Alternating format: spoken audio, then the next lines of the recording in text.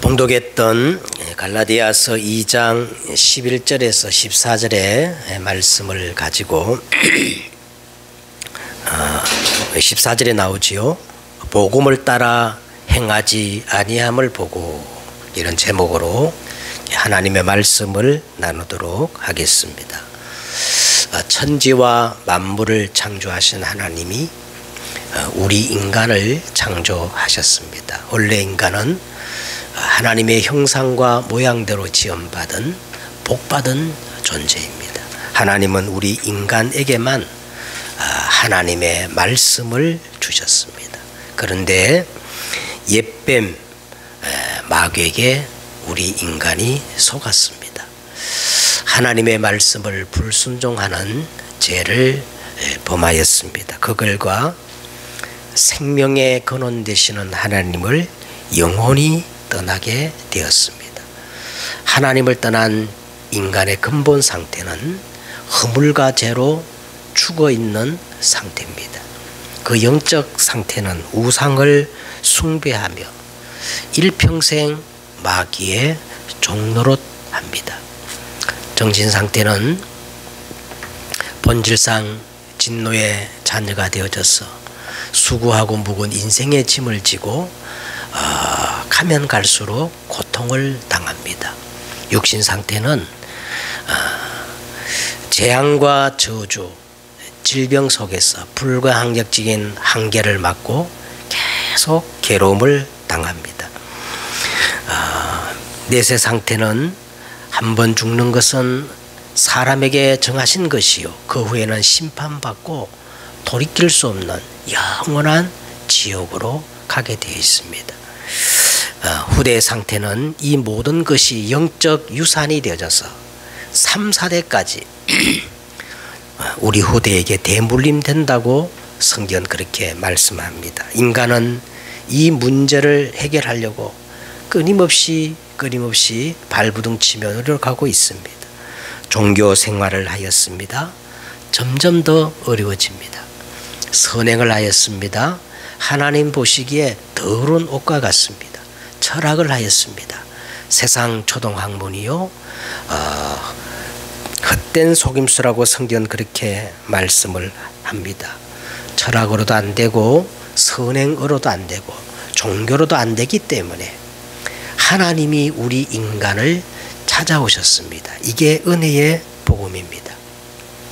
말씀이 육신이 되어 우리 가운데 거하셨습니다. 성육신. 우리가 아직 죄인 되었을 때 그리스도께서 우리를 위하여 죽으심으로 하나님께서 우리에 대한 자기의 사랑을 확증하셨습니다.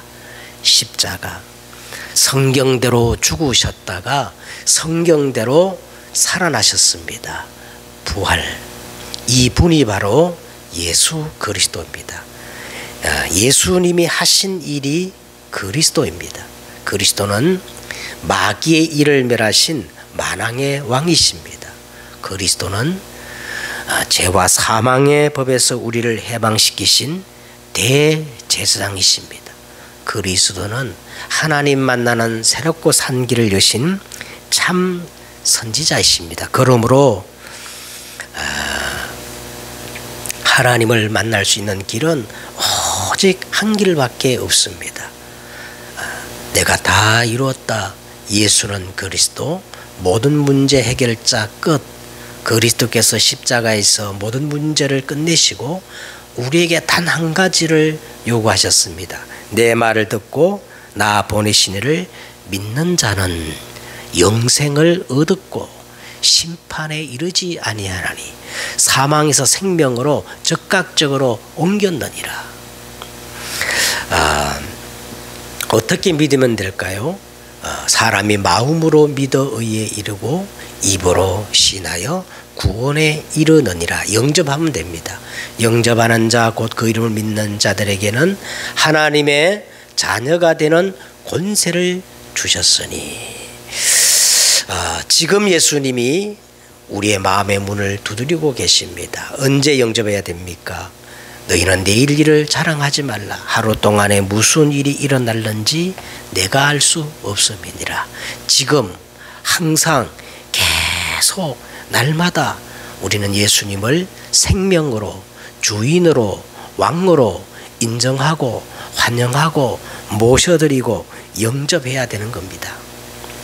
예수 그리스도를 영접하는 순간 하나님의 자녀가 됩니다.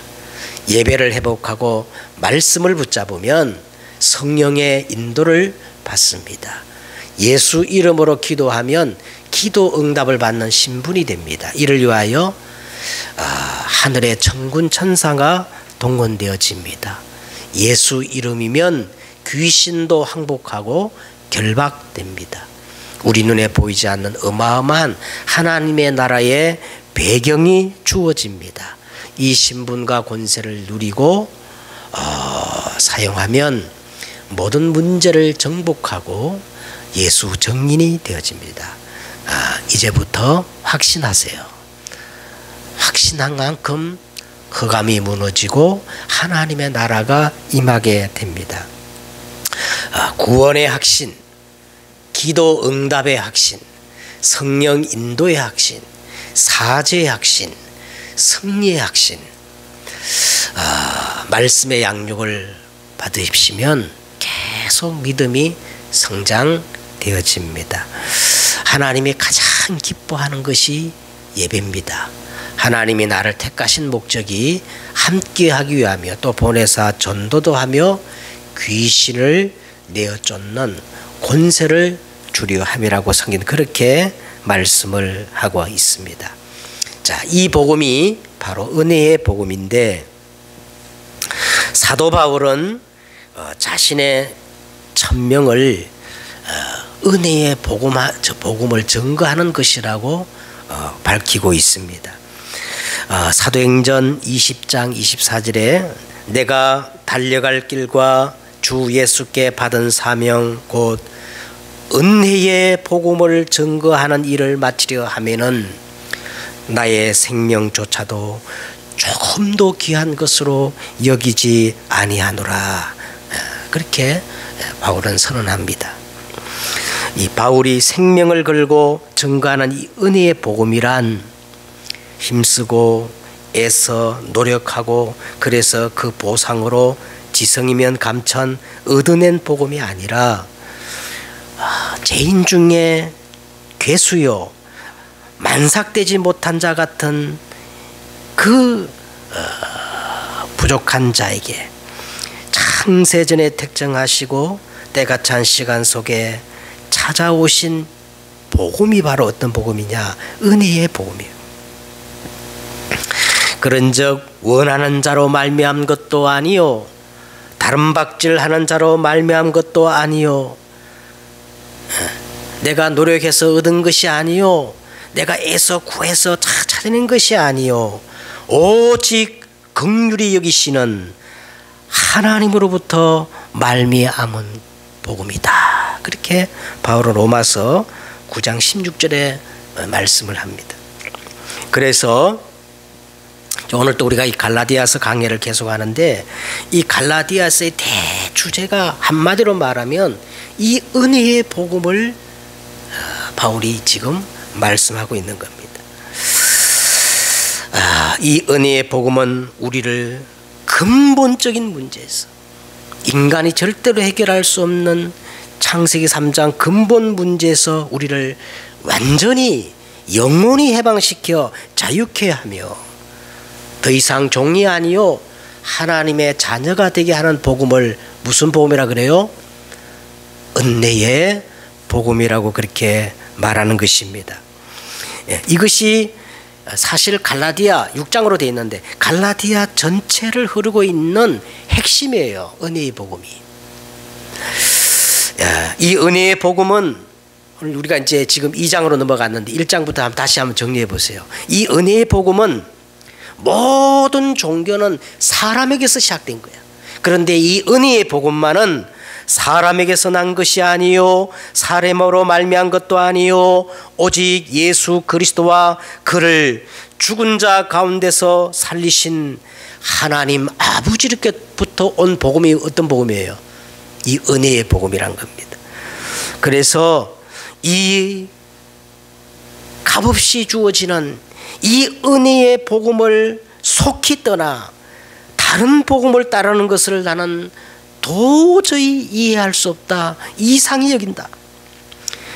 그러면서 바울은 뭐라 그럽니까? 다른 복음이란 존재하지 않는다. 은혜의 복음 말고 다른 복음 전하면 우리나 혹은 하늘에서 내려온 천사라 할지라도 뭘 받을지어다? 저주를 받을지어다. 이제 내가 사람들에게 좋게 하랴, 하나님께 좋게 하랴. 에? 어떤 이유든 그 누구든 간에 우리가 한시도 복종하지 아니하였으니 이는 이 은혜의 복음의 진리가 항상 너희 가운데 있게 하려 함이라. 나의 간절한 기대와 소망을 따라 아무 일에든지 부끄럽지 아니하고 지금도 전과 같이 온전히 담대하여 내가 살든지 죽든지 오직 내 안에서 이 은혜의 복음 대신 그리스도가 존귀하게 되게 하려 하나니 이는 내게 사는 것이 그리스도니 죽는 것도 어떻게 해요? 유익함이라. 이 정도로 바울은 완전 복음으로 결론 내렸어요.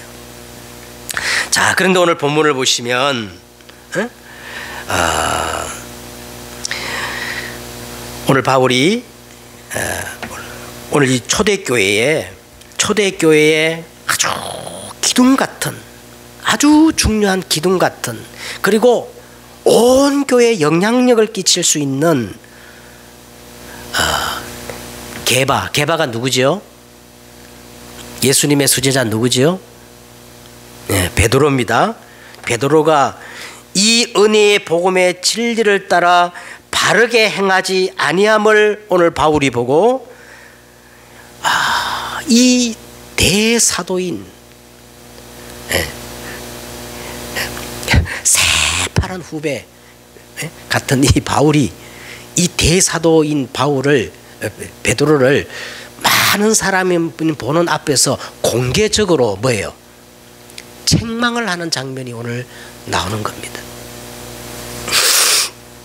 성경에 묘미가 있는 것은 성경은 경전이지만 인간의 수치와 진실을 가감없이 그대로 드러내는 거예요. 신앙의 영웅이라 해가지고 영웅의 좋은 점만 기술하지 않고 그 내면의 어두운 그림자, 겉으로 드러나지 않는 그의 죄악성, 그 사람 속에 세상을 살면서 가진 상처와 허물들을 그대로 추적해가지고 우리 앞에 펼쳐 보이는 게 사실 성경의 묘미입니다. 그러면 왜 성경은 이렇게까지 인간의 정말 적나라한 그런 안 좋은 모습까지도 드러내는 것일까요? 왜 그렇게 하느냐? 사실 인간은 근본적으로 다 포장하고 위장하고 가면을 쓰고 있기 때문에 그래요. 이 가면을 벗어버리고 복음의 눈으로 올바르게 직시하기 위해서 성경은 인간의 이 신앙의 영혼까지도 그 수치를 드러내게 하는 것입니다. 사람들은 육신의 눈을 가지고 현실만 보려 하고 현실이 전부 다인 것 같이 보이지만 성경은 뭐라고 얘기합니까? 헛된 속임수요 세상의 초동학문이다. 여러분, 우리가 정말로 오늘 바울이 말한 것처럼 이 복음의 진리의 눈으로 현실을 보면 현실은 어떤 거냐? 공중권세 잡은 자를 따랐으니 곧 지금 불순종의 아들들 가운데 역사하는 영이라. 이 현실 세계를요 좌지우지하고 이 현실 세계를 붙잡고 있는 세상 임금이 따로 있다는 거예요. 따로 있다는 거예요. 사실이 따로 있다는 겁니다. 사실. 에베소 6장 12절에 보니까 진짜 사실을 보면, 복음의 눈으로 사실을 보면 지금 이 세상은 정사와 권세와 이 세상 어둠의 주관자와 하늘의 악한 영을 사단이 다 장악하고 있고 움직이고 있어요. 그래서 복음의 눈으로 정말 진실을 보게 되면 히브리서 2장 14절에 보니까 전부 사람들은 죽기를 무서워함으로, 눈에 보이는 이 육신, 이 죽기를 무서워함으로 일평생 마귀의 뭐 노릇한다 했어요? 종노릇하고 있다는 거예요. 운명에 매여 종노릇하고 있는 거예요. 그래서 우리는 영적 사실을 꼭 봐야 합니다. 너희는 너희 아비 마귀에게서 났으니 너희 아비의 욕심대로 너희도 행하고자 함이니라. 그는 처음부터 살인한 자요 진리가 그 속에 없으므로 진리에 서지 못하고, 전부 거짓입니다. 거짓을 말할 때마다 제 것으로 말하나니 이는 그가 뭐예요? 거짓말쟁이요 거짓의 아비가 되었습니다. 한번 세상을 보세요. 전부 거짓으로 포장하고 있어요. 가면을 쓰고 있어요. 그래서 우리는 정말로 복음의 이 진리의 눈으로, 오늘 진리의 복음이라고 그랬지요. 이 진리의 복음의 눈으로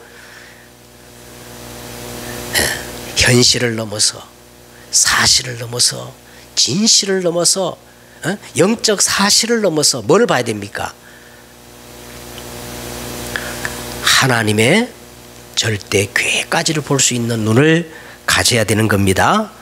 우리가 알거니와 하나님을 사랑하는 자 곧 그의 뜻대로 부르심을 입은 자들에게는 모든 것이 합력하여 선을 이루시는 이 하나님의 절대 계획과 섭리를 보는 것이 중요합니다.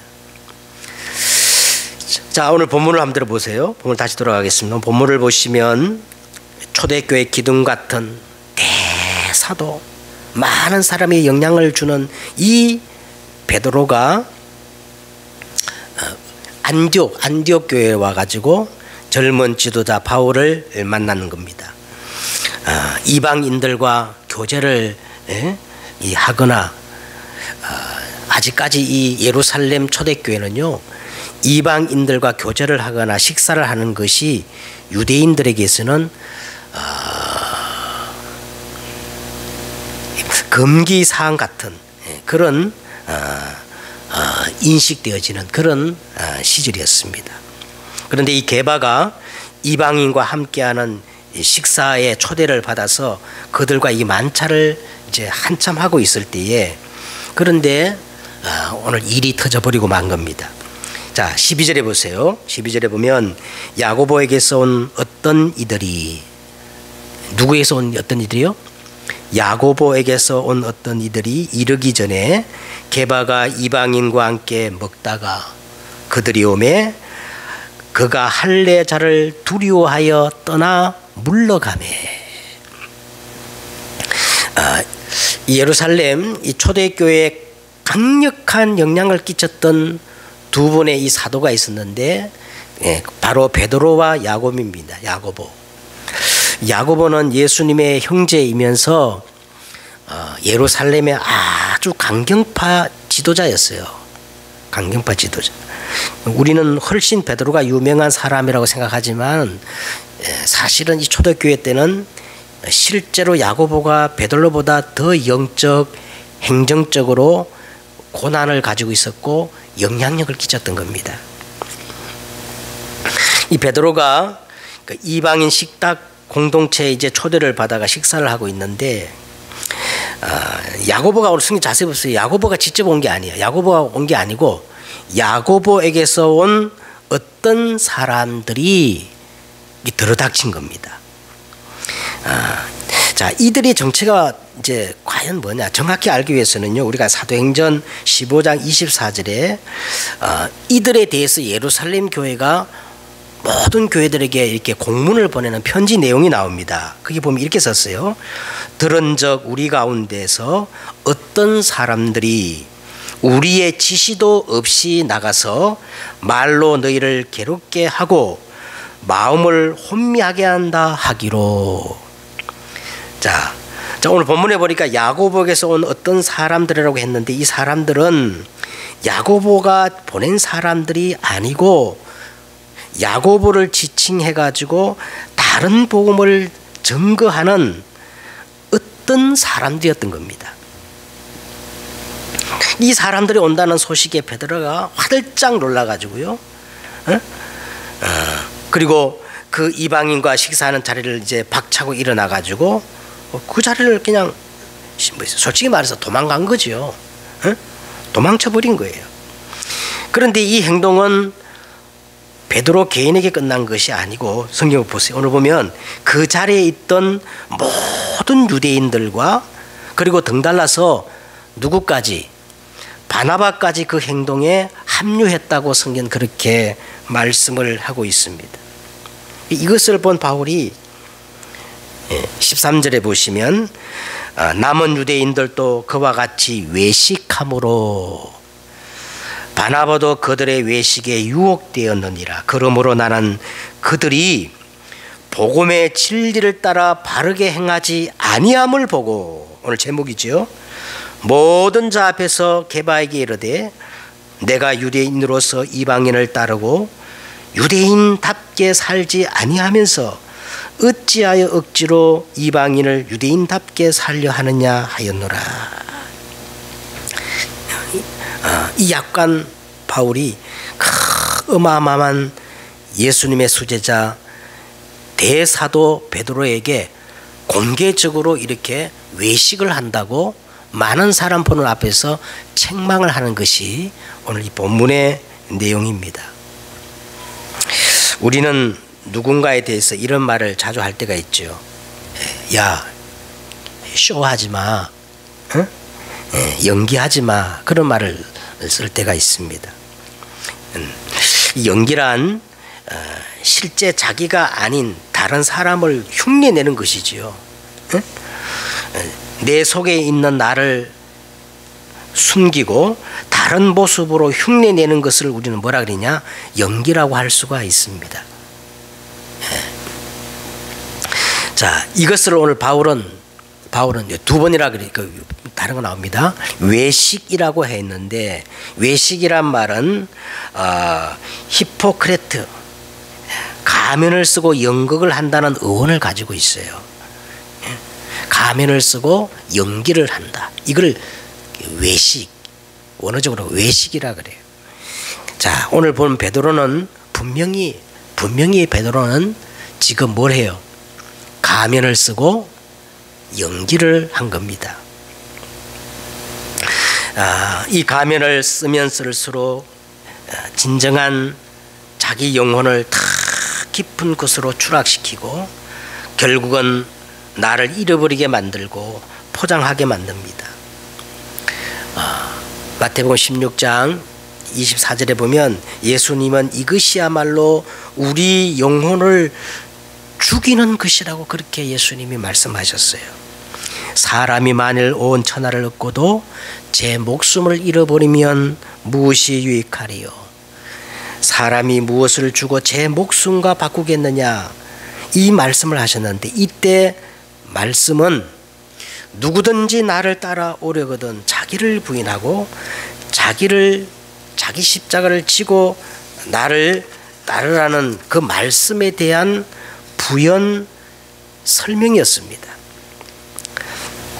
다시 말하면 너가 나를 따라올 때 너는 영원한 생명을 얻을 것이다. 그런데 내가 천하를 얻기 위해 그것 때문에 나를 포기하고 그 생명을 놓쳐버린다면 그것이 과연 너에게 무슨 소용이 있겠느냐, 이 말씀이거든요. 다시 말하면 인간의 이 포장, 가면, 외식은 우리 영원한 생명을 죽이는 것이라는 거예요. 영원한 생명을 주기라는 것이. 자, 그러면 오늘 어떤 모습이 베드로의 진짜 모습일까요? 이방인 식탁 공동체에 가서 식사하는 베드로가 진짜 베드로일까요? 아니면 야고보에서 사람이 왔다는 소식을 듣고 막 화들짝 놀라 황급히 숨어버리는 베드로가 진짜 베드로일까요? 베드로의 전후 삶을 우리가 추적해 보면 베드로는 이방인과 기꺼이 음식을 먹는 그것이 진짜 베드로의 모습입니다. 우리가 사도행전을 이제 말씀을 나눴을 때 그는 일찍이 고넬로 사건을 통해 가지고 하나님께서 유대인과 그리고 이방인을 그리스도 안에서 한 가족으로 묶어 주셨다는 것을 뼛속까지 인식하고 있는 사람이었어요.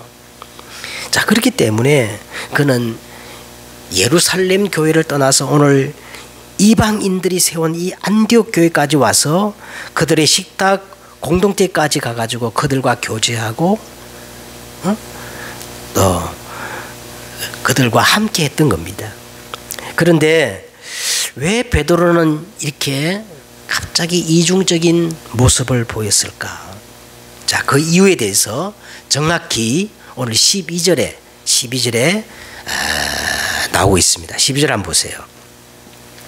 야고보에게서 온 어떤 이들이 이르기 전에 게바가 이방인과 함께 먹다가 그들이 오매 그가 할례자를 뭐하며?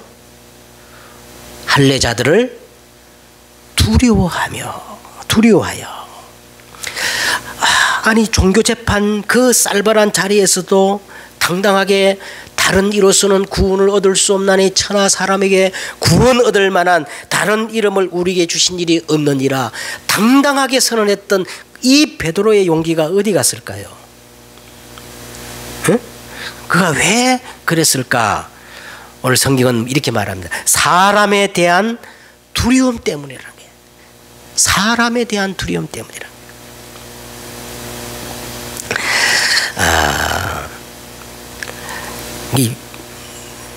이건 한 개인의 에피소드고 말이죠. 그렇게 넘어갈 수도 있겠지만 오늘 이 바울이 보기에는 이 문제는 결코 바울의 개인 체면의 문제로 볼 수가 없었습니다. 왜냐하면 바울은 이 베드로는 지금 초대교회의 기둥 같은 대사도요. 그리고 많은 교회에 영향을 주는 사람이었어요. 그리고 안디옥 교회는 이방인에 의해 세워진 이방인의 최초의 교회예요. 이 교회에서 그리스도인이라는 말이 최초로 생겨나게 되었고 이 교회에서 지구 최초로 선교사를 파송해서 오늘 이 갈라디아 교회가 세워졌습니다.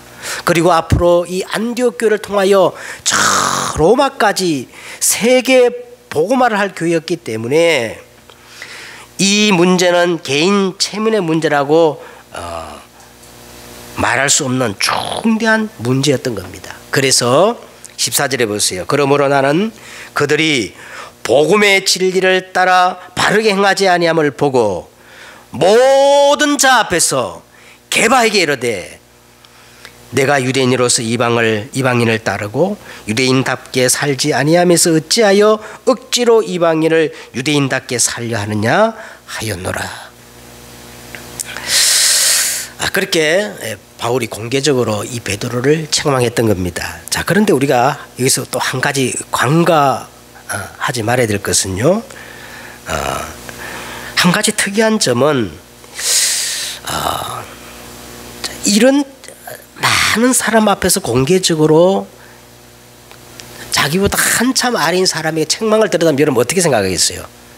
에? 아무리 오는 말이라도 새카만 후배가 할 말이 있으면 불러가지고 조용히 말하면 되는 건데 그 많은 사람 앞에서 공개적으로 책망을 한다면 기분 좋을 사람이 누가 있겠습니까? 자, 그런데 여기에 보면 베드로의 반응이 전혀 나타나지 않았어요. 이 사건이 있은 후에 2, 3년 뒤에 이 베드로 이 전후서를 기록했는데요. 거기 후서에 베드로전서 1장 3장 15절에 보면 이런 내용이 나옵니다. 또 우리 주의 오랜 참으심이 구원이 될 줄 여기라. 그러면서 우리가 사랑하는 형제 바울도 그 받은 지혜대로 너에게 이같이 썼고 그랬어요. 2, 3년 뒤에 베드로가 바울에 대해서 언급하기를 우리가 사랑하는 형제 바울도 이렇게 언급했습니다. 적어도 베드로의 마음속에는 바울에 대한 그 불쾌한 앙금이 일절 없음을 알 수가 있습니다. 이게 베드로의 장점이고 베드로의 신앙의 수준이겠지요. 자, 그러면 우리가 본론적으로요. 오늘 우리가 이 본문의 사건을 통해서 몇 가지를 우리가 하나님의 말씀으로 붙잡아야 됩니다. 첫째는 우리 인간은 태어날 때부터 근본적인 사단이 심어놓은 가면을 쓰고 이 땅에 태어납니다. 여러분, 이 가면을 벗어버려야 돼요. 이 백성이 입술로는 나를 공경하되 마음은 내게 멀도다. 우리가 입으로는 하나님을 믿는 것처럼 말하지만 사실은 신앙이 아니에요. 전부 인왕입니다. 인왕. 근데 다 하나님 믿는 것처럼 말하고 착각하고 살아가는 거예요. 응? 이 백성이 입술로는 나를 공경하되 마음은 내게 멀도다.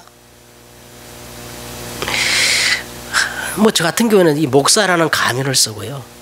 목사라는 가면을 쓰고 또 우리 랩런트들은 랩런트의 가면을 쓰고 중직자는 중직자의 가면을 쓰고 하나님을 정말 범사에 인정치도 않고 믿지도 않았는데 신자의 가면을 쓰고 처럼 살아갑니다. 여러분 처럼 살아가면 안 되고 진짜 어떻게 살아가야 되느냐, 답게 살아가야 돼요. 목사답게, 랩런트답게, 중직자답게, 신앙인답게. 안 그래요?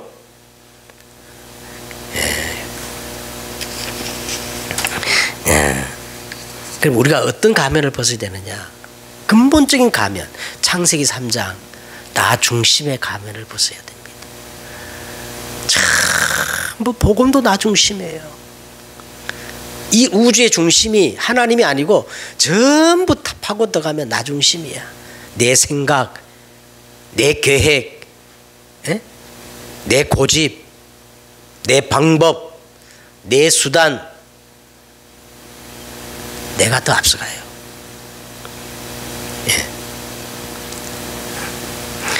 창세기 6장 물질 중심의 이 네피림의 가면을 벗어야 돼요.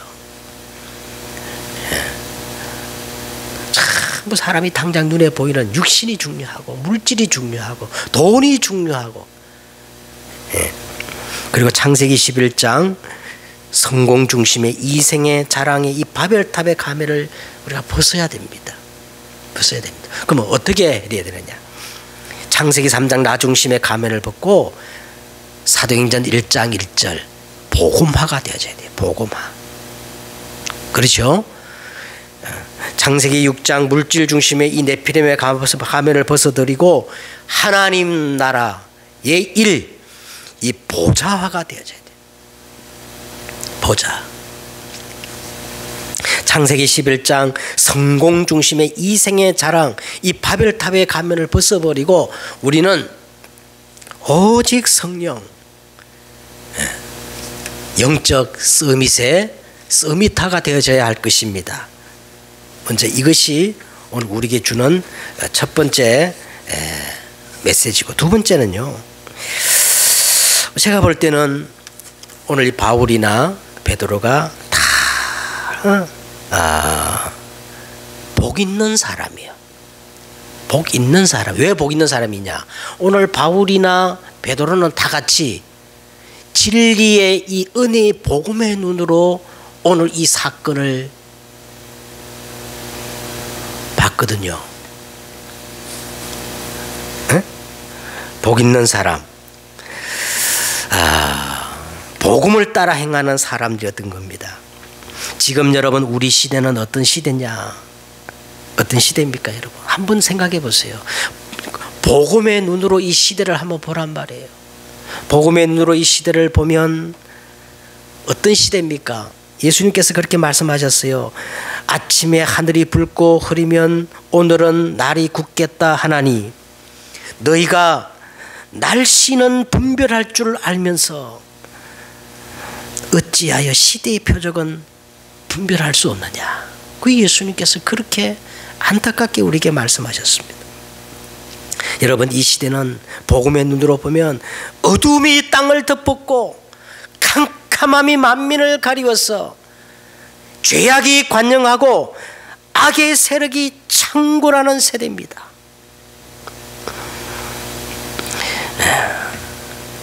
코로나가 그냥 온 게 아니에요. 코로나 이 역병 재앙이 그냥 온 게 아니에요. 성경은 분명히 반드시 이 코로나 같은 역병 재앙과 저주는 통로가 있는데 그 통로가 바로 인간의 죄악이란 거예요. 죄악. 여러분 이 시대는 한번 정말 보세요. 노아 시대보다 더 악한 시대요. 소돔과 고모라보다 더 죄악이 관영한 시대입니다. 가장 큰 죄가 뭔지 아세요? 어리석은 사람은 그 마음에 하나님이 없다 하도다. 이게 원죄예요. 에? 하나님이 없다 하는 사람은요 더 이상 소망이 없어요. 하나님이 없다 하는 사람은 무슨 짓이든 다 할 수 있는 사람이요. 브레이크가 작동되지 않아요. 그래서 그런 사람은 이제 남은 것은 심판이요 멸망뿐입니다.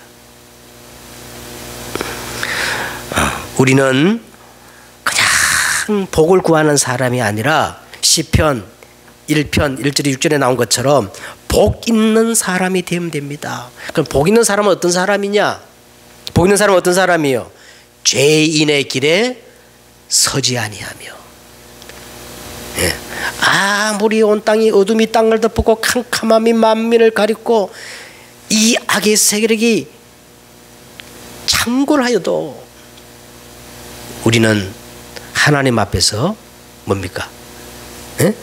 죄인의 길에 서지 아니하고 그 다음에 악인의 꾀를 따르지 아니하며 오만한 자의 자리에 앉지 아니하고 오직 여호와의 율법을 즐거워하여 그 율법을 주야로 묵상하는 자로다. 이 사람이 복 있는 사람입니다. 예. 그 다음에 오늘 세 번째는요, 한 가지 우리 꼭 짚고 넘어갈 것은 또 문제가 왔을 때, 사건이 터졌을 때, 문제가 왔을 때 대부분 사람들은 사건이 터지고 문제가 심각하고 예? 왔을 때 사람으로부터 상처가 받을 때 예? 대부분 사람들은 뭡니까? 그 문제를 해결하려고 합니다. 그러나 오늘 베드로와 이 바울을 한번 보세요. 문제가 왔을 때 본질로 돌아가는 거예요. 본질로. 자, 여러분 문제 없는 사람이 어디 있어요? 다 있죠? 자, 문제 왔을 때 우리는 본질로 돌아가야 됩니다. 본질이 뭐냐? 위더입니다. 이 은혜의 복음이 뭐예요? 핵심이 하나님이 나와 함께 하시는 거예요. 그렇죠? 하나님 앞에 서는 겁니다. 위더. 그리고 임마누엘입니다. 하나님이 우리와 함께 하시는 거예요. 하나님이 우리와 함께 하시는 거예요. 네. 세 번째는 뭡니까? 원네스입니다. 하나님은 모든 것들을 합력하여 선을 이루시는 하나님이에요. 선을 이루시는 하나님. 자, 결론을 맺겠습니다. 오늘 제목처럼 여러분 복음의 진리를 따라 행하지 아니함을 여러분 다 보게 되면 어떻게 할 겁니까? 내 자신을 바라볼 때 내가 수많이 복음의 말씀을 들었지만 내 자신을 진짜 볼 때 이 복음의 진리로 행하지 아니함을 내 자신이 발견될 때 어떻게 할 거예요? 어떻게 할 거예요? 오늘 이제 우리가 12월 달인데요. 갱신해야 되죠. 그죠? 갱신해야 되죠. 오늘 베드로 보세요. 새파란 후배, 약간 비교할 수 없는 후배 말이죠. 그 바울이 공개석상에서 자기에게 대해서 책망을 할 때 베드로가 그것을 받아들이고 갱신한 거예요. 갱신한 거예요.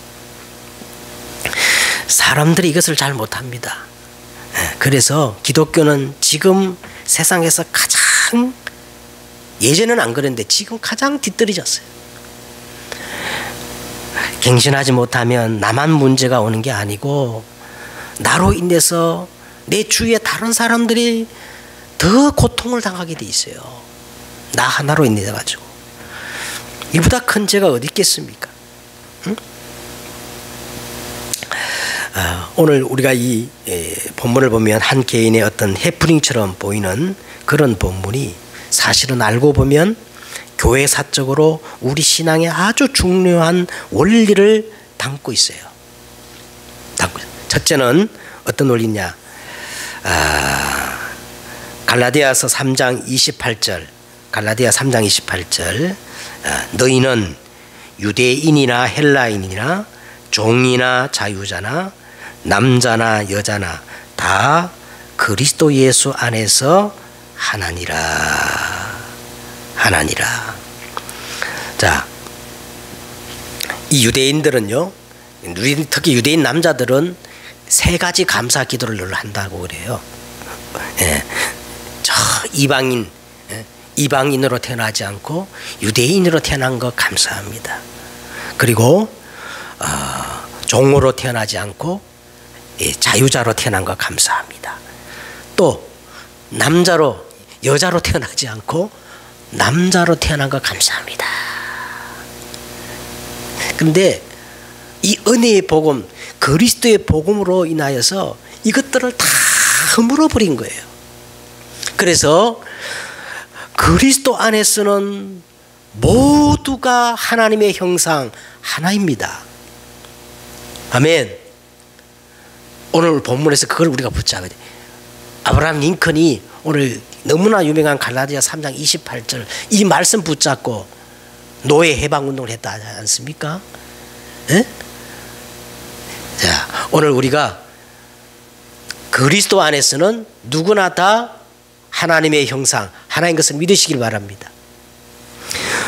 또 한 가지는 오늘 베드로가 넘어졌던 가장 중요한 이유는 뭐냐? 하나님보다는 사람을 더 의지했기 때문에, 그것 때문에 오늘 베드로가 넘어졌어요. 그래서 우리는 늘 사람의 기준이 아니라 코람데오, 하나님 앞에서 이게 우리 기준이 되어야 할 것이고, 마지막 보세요. 오늘 바울이 교회 합평을 생각했다면 어떻게 많은 공개석상에서 베드로를 감히 책망할 수 있겠어요? 그러나 교회의 합평보다가 더 우선적인 가치가 있다는 거예요. 그게 뭐냐? 진리라는 겁니다. 진리는 타협하는 게 아니에요. 진리는 양보하는 게 아닙니다. 화평, 화목하는 것은 정말 교회의 중요한 가치지만 그 가치보다도 더 중요한 것은 진리라는 거예요. 진리. 본질이라는 거예요. 아멘. 지금 우리가 복음의 눈으로 한번 보세요. 지금 교회가 얼마나 이 본질을 타협하고 있는지, 양보하고 있는지. 그래서 오늘 우리가 이걸 우리가 딱 붙잡아야 돼요. 그래서 우리는 늘 복음의 진리를 따라 행하는 여러분 되시기를 주의 이름으로 축원드립니다. 기도하겠습니다. 하나님, 어둠이 땅을 덮었고 캄캄함이 만민을 가리워서 죄악에 광량한 이 악한 세대에서 오늘 우리가 복음의 진리를 따라 행하는 저들 다 되어지게 하여 주옵소서. 감사를 드리며 주 예수 그리스도의 이름으로 기도드렸사옵나이다. 아멘.